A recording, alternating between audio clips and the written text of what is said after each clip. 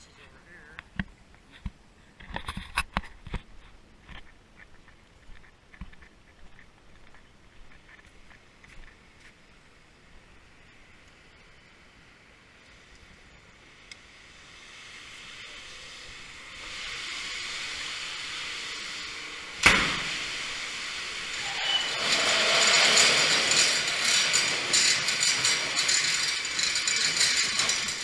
Trying to get out here is all the inorganic stuff.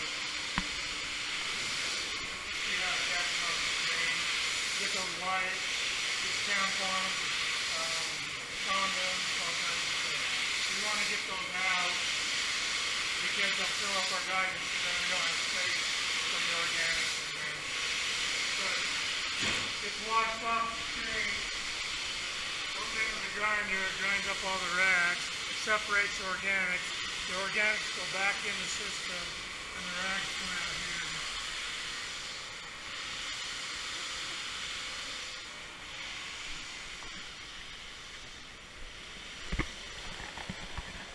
So this is the pump station. The water that's going through that V-notch there is called a partial flume. We measure how deep that is. That tells us how much water is coming into the plant. So it goes down over this shelf right here, falls down there, goes into the pumps there, gets pumped up to the next process. We're actually adding ferric right here. I don't know if you can see it dripping in. That's a coagulant. That coagulates all the organics into what they call a pin flock. Then we add polymer. That grabs all that pin flock, brings it together, makes it heavy, so it settles out faster in our primary clarifiers. So what class is this for? Chemistry. Chemistry. Yep. It's either this or write a paper. So, here I am. So it comes up here, gets split two different ways. This is called a, watch your step there. Called a grit chamber. The water comes in, hits the baffles there, slows it down enough for the heavy particles to settle to the bottom. See that rake that's scraping the grit over the pump that gets pumped up to the grit classifier, takes out all the grit into the dumpster. You can see most of it's just water. Yeah.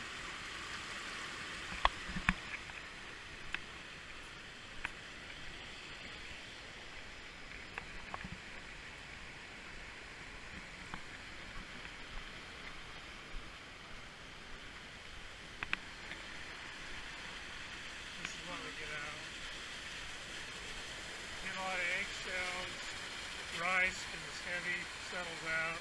Most of that snails off the trickling filter. Pretty stinky. We just take that over to the dump and bury it. So the water gets split two different directions. Hopefully it's equal for all these clarifiers here. The water comes up in the middle. It's that stilling well. Everything that's heavy settles at the bottom. Anything that floats to the top gets skimmed off by that rake over there. Goes into the grease blocks. Usually the stuff on top is vegetable matter, animal fats, anything that's light floats. Gets skimmed off there. Everything that's heavy settles at the bottom. Anything that won't settle or float comes off here. You can see it in the water. Little organic particles. That goes on to the next process.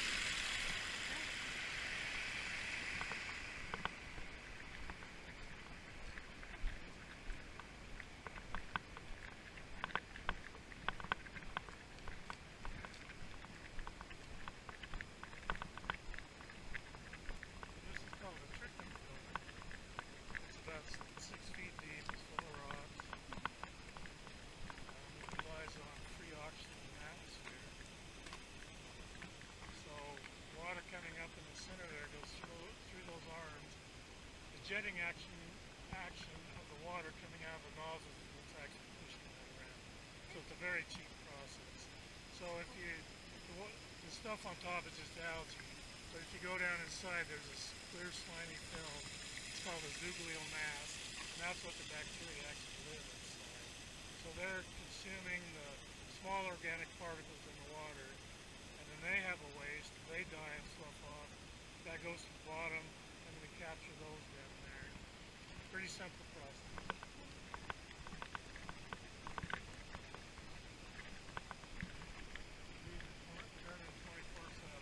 So do those three go to these different ones? Yeah, it comes down to the splitter blocks. They all come back together in that splitter box and get split into 4 different tanks again. We actually have to add extra water to keep them going through the night because the flow goes down slow. So we pump the water off this, goes back up in that splitter box to make up for that water that we don't have right now. Because if we didn't, it would just stop and dry out.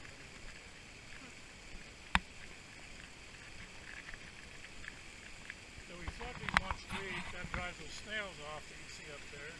Because the snails are not good. They eat all the good bugs. So you can see the water's coming in.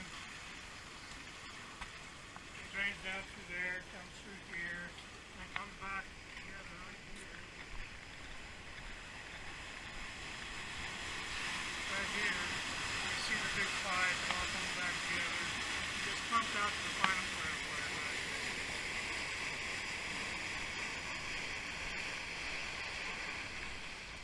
So out here we're trying to capture all the, what they call the stuff that comes off here is humus. That's the bacteria, that's any gravel or sand that falls down through there. We capture that here again, take it back up to the network.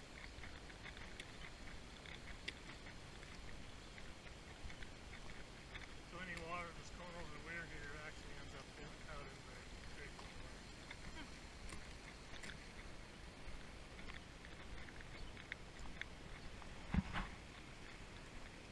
So the difference between this clarifier and the one up there, everything that floats here, hopefully, there's no skimming on top, so we don't have anything on top. Yeah. This is the humus. That actually comes back together. Hopefully it's heavy enough to fall to the bottom. And that centrifuge you can see turning, there's a ring on the bottom. That's scraping that back into a return pipe that goes up to the primary clarifiers again. And we try to capture all this stuff up there. So anything that's going over the weir there, hopefully is clean. Yeah. I know it doesn't look like it.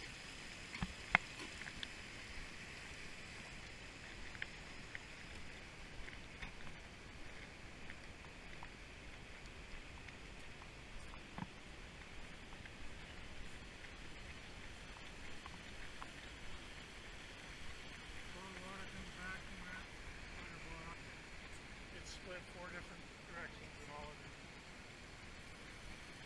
Any water leaving the plant has to come through this block. Because this is where we add bleach.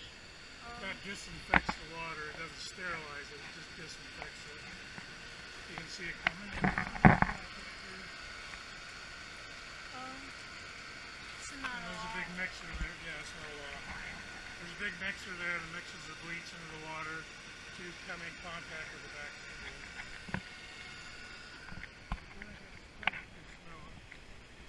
It's split 3 different ways. We only have 3 contact chambers.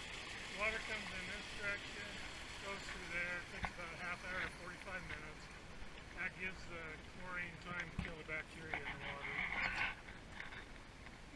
You see we still have stuff floating on top. That gets pulled off here. That goes back in the return line. We try to cap it all up front again. You can see how much cleaner the water is here. It's not real offensive anymore. So we've taken most everything out. So that water just goes through? Yeah, it goes down to that pumping station right there and then gets pumped into the return line back up in the front end of the plant.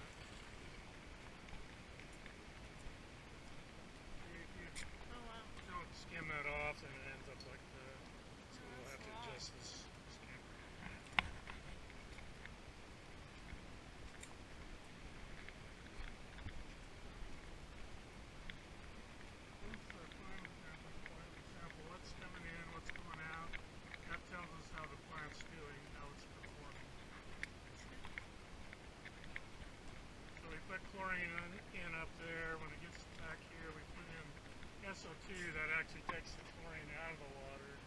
so we don't hurt the fish in the stream. Makes sense. This is the chemical that takes the chlorine out. This is the pumps there. It's called sodium bisulfite. We have two 6,000-gallon tanks of it. And this is the bleach. This is what disinfects the water. Okay. And we have four 6,000-gallon tanks of that. We go through a tank of that every week. Let's have it there. Oh well. Pretty simple process.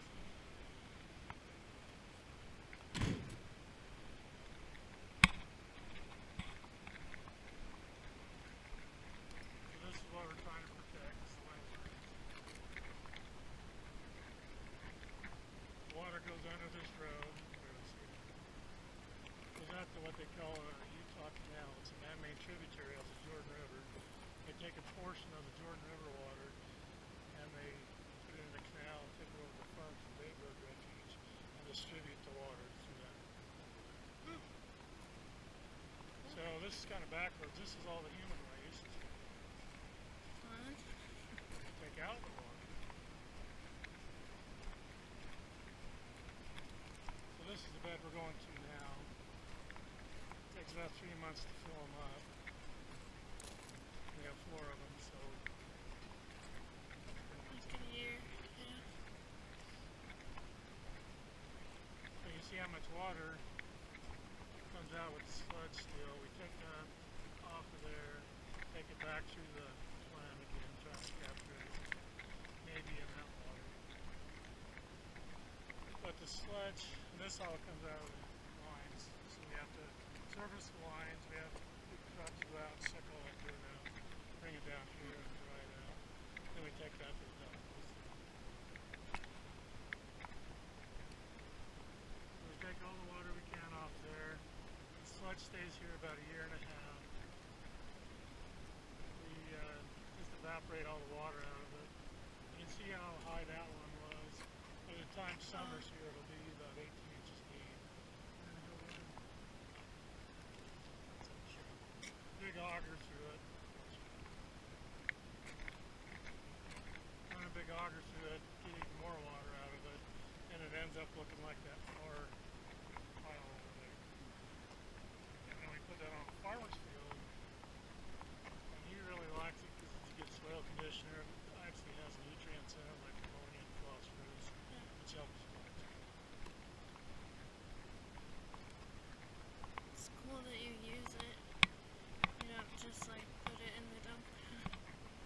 Actually, they're starting to take it to the dump, which is too bad because this farm field up on the corner, that's where we take it. He's actually, his family's selling that, so that's going to be a separate. That's a really good place to live. So, It's sad.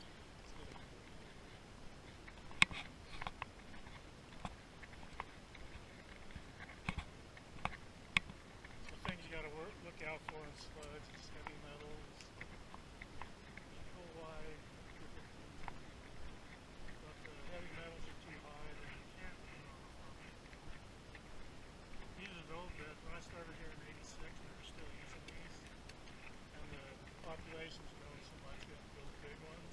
Yeah, those are a lot deeper, it looks like. Now these are becoming, there's not enough of them, not deep enough. So they're going to get a filter press in, which squeezes all the water out of the sludge, and then it's dry instantly. What? How long does that take to squeeze it out? It's just pretty much instant. They add polymer to it, which helps the water come out of the sludge faster. And they squeeze it, and it comes out about 25% solids. So that's pretty much enough. What? So all the sludge that's coming off the primaries comes over this gravity shaker. It comes off of there about 3%. We thicken it over here about 5%. So that saves the space in the digest stream. If you can look at this is methane gas. As we decompose that sludge and produces a gas, which is methane gas, just like our bodies do. You can see the heat there. So that's actually a flare burning off the excess gas that we got. So we do use some of it in the flare. Try to keep the digester around 96 degrees. That helps bacteria do their job.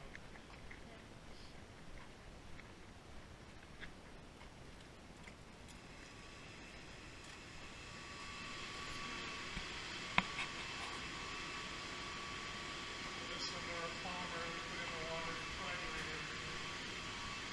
This is a cold flue. We heat the water in the cold flue. It goes through a spiral heat exchanger. There's two different spirals in there. One of them is hot water, which circulates all the time. So the heat absorbs through the metal into the sludge that's going through there, and that's how we heat the digester. So this is the boiler.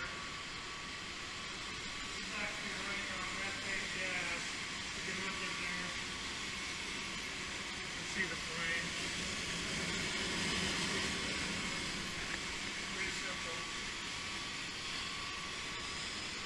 And down below there, we're just mixing the digester to keep the bacteria in contact with the organic matter in there.